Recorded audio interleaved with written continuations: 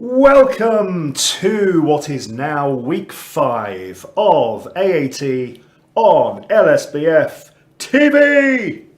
It's another fun Friday with me, Paul Merrison, and I am going to be taking you through the Business Tax Level 4 assessment. Now, of course, we have enjoyed some time together a couple of times already, so you've heard me say this frequently. But our aim is to get through over 10 weeks an entire assessment. In some places there might be some extras added just for a bit of extra practice. If at any point you have any questions you want to ask, please type them in. Make the most of it, enjoy, feel free to watch it back again. Let us now get on with task number 5. So, task 5. What does the examiner have to say about this? Well, in task number 5, we are going to do some calculations of a company's tax on their profits and other income and stuff that they have earned. Generally speaking, performance on this task tends to be pretty good, because those people who have done the work and practiced the numbers, who follow a logical, well-practiced technique and layout, are going to be absolutely fine. So if you've done the work, you'll get the reward. But there is one part or potential part of task number 5 which does seem to cause more problems than anything else. And that is where there is a long accounting period. So typically, accounting periods from a financial accounts perspective, known as periods of account for tax, typically, of course, they tend to be 12 months long. But companies are allowed under accounting rules to go up to 18 months long. And that is going to cause an issue for tax, because chargeable accounting periods can't be more than 12 months long. And when that happens, we're going to have to play around with the numbers a bit, and that is exactly what is going to happen in the task that I have selected for you today. So we get to see the bit of this which seems to cause the most problems for task 5 when people sit this. Now, I know you've heard me say this in previous weeks if you've been watching, but I'm going to say it again. You must have practiced the practice assessments online before you do this for real. And you absolutely critically must at least once have practiced a practice assessment, but taken some time to go through the technical material, the reference material in blue on the right-hand side, so you know what helpful facts, figures, rules, exemptions, allowances, etc. are going to be with you, available to use while you are doing your actual assessment, because you can't use that stuff if you don't know what's in it. Now, with a little bit of common sense, you can search through it fairly quickly and find stuff, but you're going to feel a lot less panicky, you're going to feel a lot more confident if you're looking through a document whose structure, order and layout you already know. And if you know that there is something not in that reference material, well, clearly not having to waste time looking for something that isn't there has got to be helpful, hasn't it? Yes, it has. Okay, so let's get going then. Business tax, week 5 of LSBF TV, and we are indeed doing task number 5. So let's see what it says. Now, I'm always a big fan of looking at requirements before looking at numbers. So let's see what it says.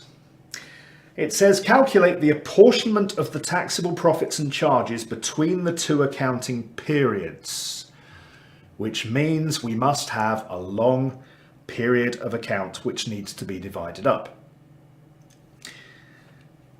Up to the 31st of December 2016, Round your answers to the nearest whole pound where appropriate, and if your answer is 0, don't just leave it blank, you need to enter a 0.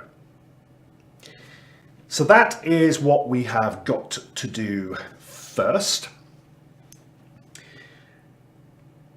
And now let's go back up to the top and see what it has for us. Where it says Faversham Limited has prepared accounts for the 15-month period ended 31st of December 2016, and then we're given some amounts that they have made in profit and other numbers that have happened during those 15 months. You can see we've got some boxes to fill in. You can also see there's a couple of other tasks as well. But before we get on to filling any numbers in, what is the rule when the period of account, so accounting period for accounting purposes, is greater than 12 months? What you do is you always split it into the first 12 months as one chargeable accounting period, and the rest up to the end of the period of account becomes the second. So if we have got a 15-month period of account, 12 months will be the first one, and the other 3 months will be the other one. Now that is the rule, but to a great extent the assessor, the examiner here, has done us a rather big favour. Because if you look in the boxes you've got to fill in, quite clearly the first accounting period ends on the 30th of September, and then there's another accounting period up to the 31st of December, which is 3 months later. So your rather lovely examiner has basically already told you that it's 12 months and 3 months, not 3 months and 12 months, for example. Let's just check that and make sure we're happy with it. It said, where are we? 15 months up until the 31st of December. So that will be the calendar year 2016 plus the last 3 months of 2015, which are October, November, December. So it starts on the 1st of October, and therefore the end of 12 months would be the 30th of September. And yep, there you go. So that's the 1st of October 2015 through to the 30th of September 2016. Excuse me. And then we have the 1st of October 2016 through to the 31st of December 2016, and the end of that accounting period, or period of account. So all we need to do now is understand what we are meant to do with those 4 numbers which are based on the 15-month period. Now realistically, there's probably only 2 things that you can do with these, which is split them, in other words, prorate them between the 2 time periods, or don't.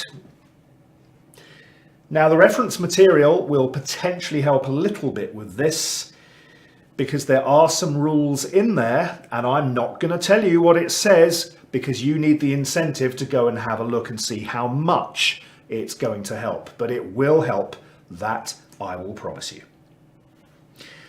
Okay, let us begin then. We have got trading profit of 238,350. Let's give ourselves a bit of space down here. So 238,350, at least I think that's what it was. Already my brain has forgotten. 238,350, yes it is. And we are going to have to prorate the trading profits. 12/15 and 3/15, or if you like your maths, a ratio of 4 to 1, 4/5 and 1/5. So getting my trusty calculator out. I say trusty calculator, it does have one slight problem with it in this not very brightly lit studio, and that is it is solar powered. And it doesn't seem to like the fact that it can't see the sun, so my calculator has decided not to be much help. This is where the joy of modern phones comes to save my life. If I can find my calculator, of course, which is always slightly debatable. Here we go. So 238,350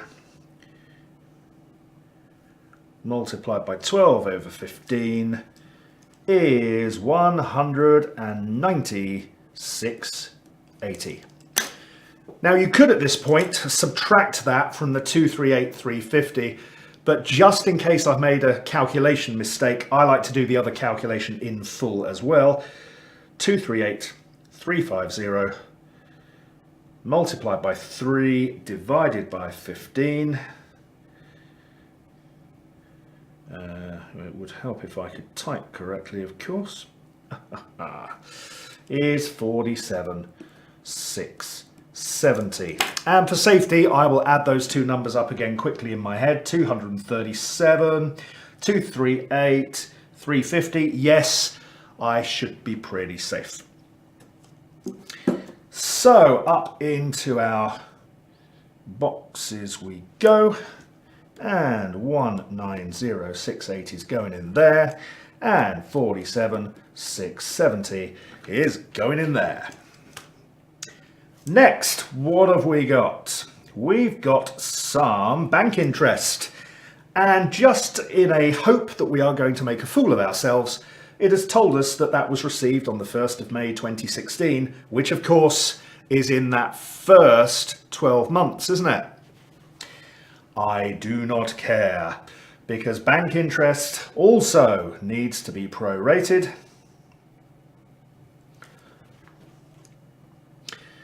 So the bank interest of 3,525, exactly the same, 12/15 and 3/15. 3,525 times 12 divided by 15 equals 2,820, and multiplied by 3 over 15 we get 705. Add those together, 3,525, that is correct. So up we go, oopsie daisy, and 2,820 is going in there, 705 is going in there. Isn't this going beautifully well? Yes, it is. Third one, rental income received throughout period. Well, if it was received throughout the period, guess what we're going to do with that one? Yep, that rental income of 12,750 is going to go down exactly the same path.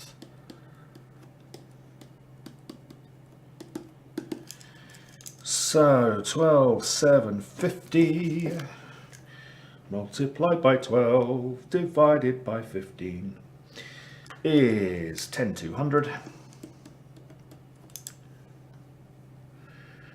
Multiplied by 3 divided by 15 is 2,550. Add them up, 12,750. Yes, that works. So back we go again.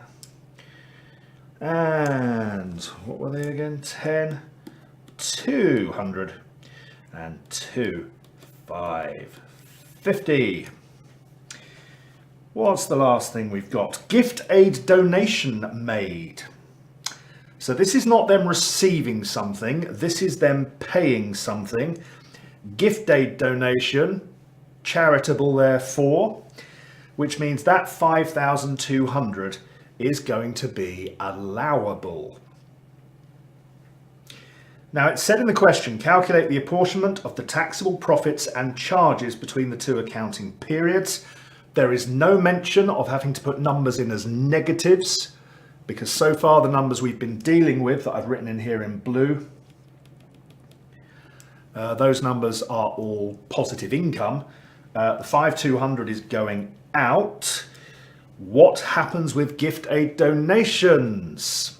Well, they are based on the date they are made. They are not time apportioned. So that 5,200 is going to go in there. Fantabulous. Hasn't that gone well? Yes, I hear you scream. So that is time apportionment. The first 12 months is one chargeable accounting period for tax. The remainder becomes the other one. Most things you'll find tend to be time apportioned, so your safest bet is to remember or know where you can look up, if you can look them up, those things which are not time apportioned and go on the actual specific date. Right, one down and on to part B, which says calculate the corporation tax payable by Faversham for the 2 accounting periods. You should round your answers to the nearest whole pound where appropriate. Now, they do have follow-through marks on this thing, so if you've got the wrong numbers up here, you are, of course, about to get the wrong numbers when you multiply this by tax rates, because your mistake will carry on. So just make sure you show whatever workings you can put in boxes to make sure that if anyone's taking a look at this, they can see what you have done. So if we're calculating corporation tax, what is going to happen? Well, there's nothing desperately complicated here. In the accounting period for the 30th of September, we have 3 lots of income, and all you've got to do is add those 3 things up and multiply them by the rate of corporation tax. Hardly complicated. Now, if you can't remember what the rate of corporation tax is, that, of course, is in the reference material. I seem to remember you will find that right at the very front. It's a key tax rate, so it won't be hard to find. And then, for the accounting period ended 31st of December 2016, we again have 3 lots of income.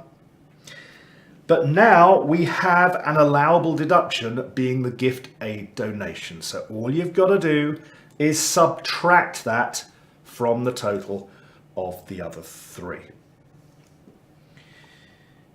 So, I suppose we might as well do this here, mightn't we?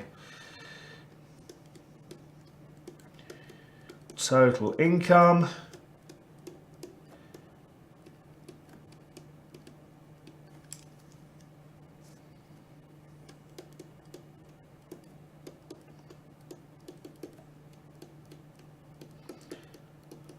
Tax rate is 20%. So if we add all of these numbers up, we get 19680 plus 2820 plus 10200 equals 203,700. There are no deductions, so 203,700. Multiply that by 0.2. And we get tax of 40,740. Over on the right hand side of the screen, 47,670. Add on the 705. Add on the 2,550. And that gets you to 59,225. Now, I like to do common sense checks on all calculations I do. Ooh, that looks a bit low compared to the last year. But don't forget, it's only 1/4 of the accounting period, isn't it? It's only 3 months instead of 12, so it should be lower. We have that deduction.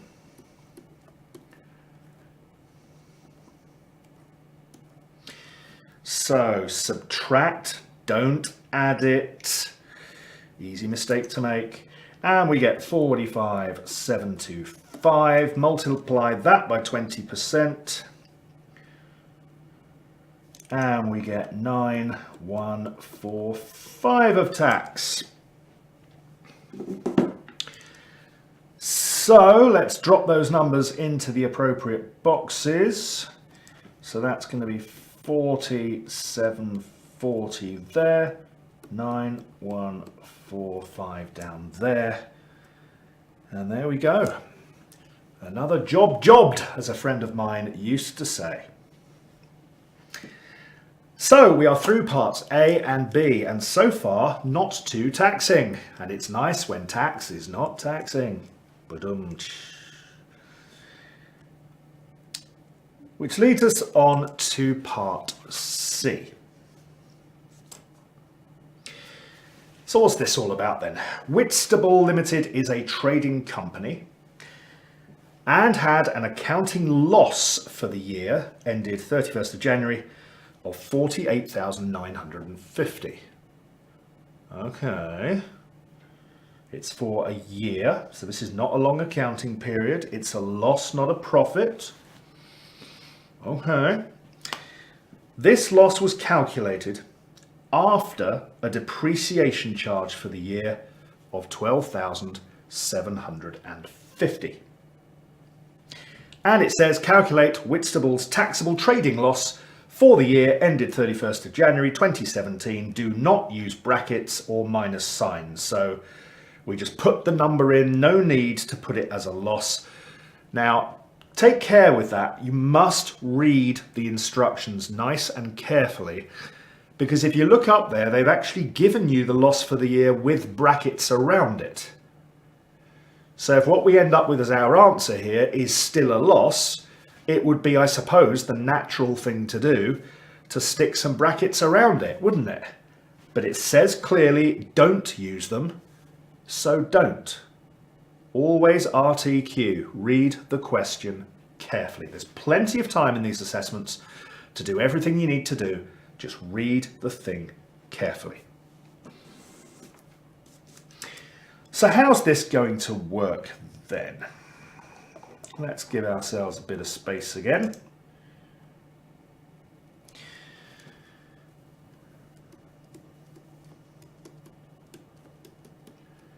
So you've been told that there is a loss for the year of 48,950. So that's a negative number.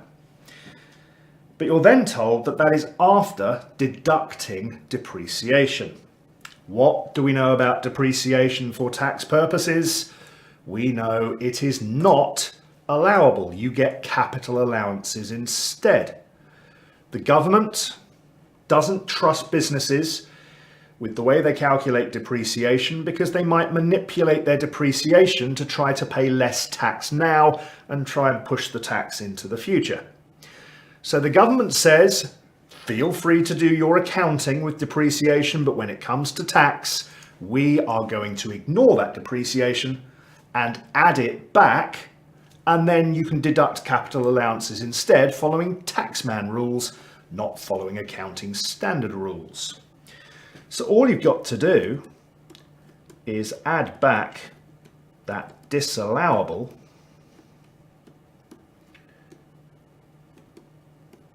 depreciation. Now again, be a little bit careful here. You've got a negative number and you are adding back. And if you add something that's positive to a negative number, you're going to make it less negative. So we add back the 12,750 of depreciation. And I can do this in my head, but I think for safety, oh dear, we'd better do this with a calculator, because it's Friday afternoon and who knows what silliness might happen. And in fact, it's happening now. So 0 minus 48,950 plus 12,750 equals minus 36,200. Now, what did the question say about how to present this in the answer? It said do not use brackets or minus signs, so not minus 36,200. It turns out 36,200 is the loss, so I can just write it in like that and know I have complied with the instructions of the examiner, which is always a very good thing to do because they are in charge. So, as I said at the start of this, in this particular task, if you are going to have a problem with it, and a lot of people don't, but if you are going to make a mess of it, it's probably in deciding how to split up or whether to split up numbers that have been income or outgoings during the year, during a long period of account, or whether if it happened on a specific date, that determines which one it goes into. But do note the final thing there as well. Very easy to end up with 48,950 and then adding that 12,750 and getting a number about 60 and a bit. So be careful.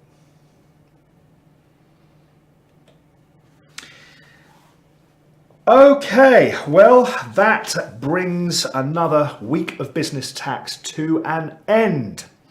I hope you found that useful practice. Do practice the long periods of account as much as you can. Make sure you know the rules for those things which are time apportioned and those things which are not. As I seem to say so many times, but it's so important and could be your lifeline when you're doing the assessment. Please practice them in advance and please make sure you know what is and what is not in the reference material that you'll have up on the screen while you're actually doing this. I'll see you again, or my colleague will see you again next week for week number 6. The very best of luck if you're doing this assessment in the near future. And I will see you again soon.